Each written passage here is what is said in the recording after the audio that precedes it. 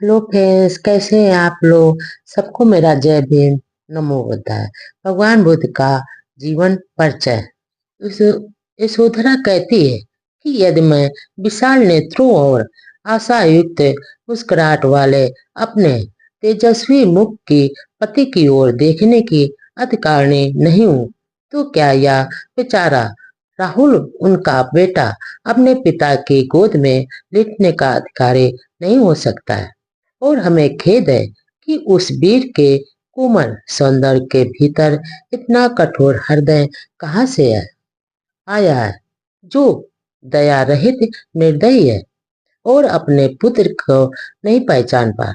कौन ऐसा है जो शत्रु को भी अपनी तोतली बोली से मुग्ध कर लेने में वाले इस प्रकार के बच्चे तक को स्वेच्छा से छोड़कर चला जाए।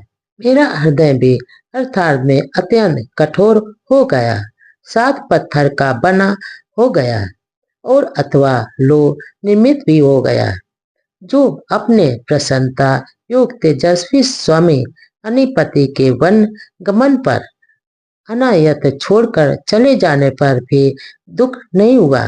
लेकिन मैं क्या करूं, मेरा दुख मेरे लिए असहनीय है। इस प्रकार दुख में अपने होश हवास गंवाए बैठे यशोधरा ने जोर जोर से रो पड़े, रोने लगे।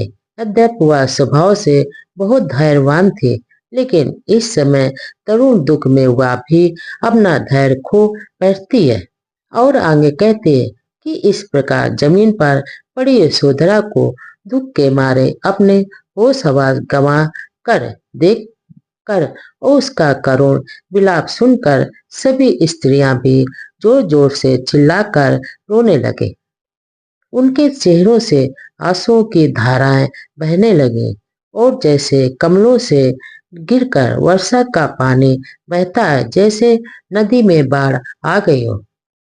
और छन्न तो कंथक दोनों के वापस लौट आने का समाचार जानकर और अपने पुत्र को के दृढ़ संकल्प की बात सुनकर सुधोधन दुख से आहत हो गए और दुख में डूब गए और अपने पुत्र के वियोग से अत्यंत दुखी होकर शुद्धोधन को नौकर और सेवकों ने संभाला कि पुत्र के वियोग से संतप्त शुद्धोधन अश्रुत नयनों से आंसू बहाने लगे और घोड़े की ओर देखकर रोने लगे।